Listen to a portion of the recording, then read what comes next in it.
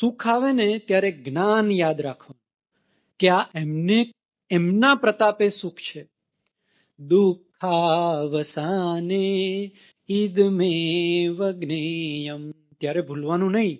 આ જ્ઞાન યોગ, સુખ આવી ગયું, હવે કમ્ફર્ટેબલ છે, ત્યારે સુખમાં જે વ્યક્તિ ઈશ્વરને યાદ રાખે છે એને દુઃખ પડતું જ નથી, એને દુઃખનો પ્રસંગ જ નથી આવતો, કારણ કે સુખમાં એ વ્યક્તિ ભૂલી નથી ઈશ્વરને. સારા સમયમાં એવું કહેવાય કે ડોક્ટર પાસે જવાનો સારામાં સારો સમય કયો? જ્યારે આપણે માંદા ના હોય ને ત્યારે જઈને તમે બધું ચેકઅપ કરાવી લો ને કે આમાં કંઈ છે નહીં, જોઈ લો સાહેબ, ડોક્ટર સાહેબ રિપોર્ટ જોઈ લો વર્ષમાં એકવાર, તો માંદા પડવાનો વારો ન આવે. સુખમાં જે ઈશ્વરને સતત સાંભળ્યા કરે, કારણ કે ત્યારે અનુકૂળતા હોય. ભગવાનનું એક નામ છે અનુકૂલ શતાવર્ત. વિષ્ણુ સહસ્ત્ર નામમાં એક નામ આવે છે અનુકૂલ શતાવર્ત. શતાવર્તને બદલે તો અનુકૂલ પ્રત્યેકાવર્ત. મારા મોટા ભાઈ એવું કે અનુકૂલ પ્રત્યેકાવર્ત.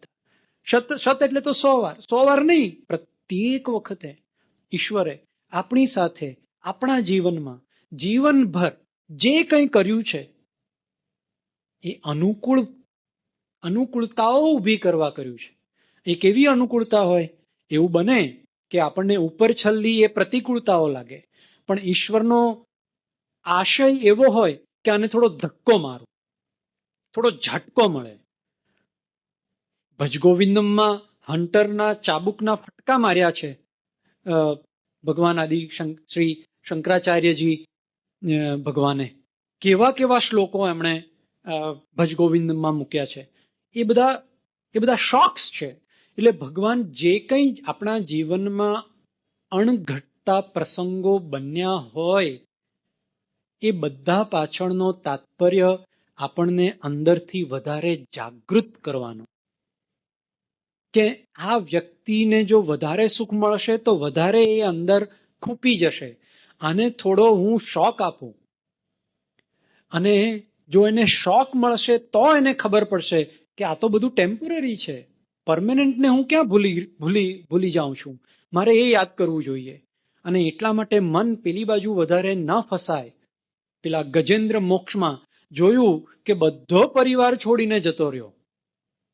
પેલો હાથીને બધા પરિવાર વાળા જતા રહ્યા જ્યારે એ અંદર ખૂંપતો હતો, જ્યારે મગર ખેંચતો હતો. મગર કાળનું સ્વરૂપ છે, તો તે વખતે કોઈ આવવાનું નથી પાસે. તો એટલા માટે જીવનમાં બનેલી પ્રત્યેક પ્રતિકૂળ ઘટનાનો આશય ઈશ્વરનો, ભગવાનનો આપણને અંદરથી જગાડવા માટેનો, અંદરથી આપણે વધારે એલર્ટ બનીએ, જાગૃત બનીએ, વિચારીએ કે આ બધું ટેમ્પરરી છે. રામકૃષ્ણ પરમહંસ કહેતા, મોટા ઘરના માણસની કામવાળી જેવી રીતે રહે એવી રીતે સંસારમાં રહેવાનું.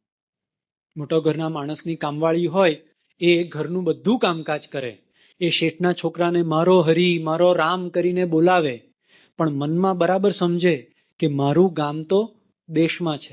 શેઠ જો કાઢી મૂકશે તો લાકડાની એક પેટી મારી છે, એના સિવાય બીજું કંઈ મારી પાસે આવવાનું નથી.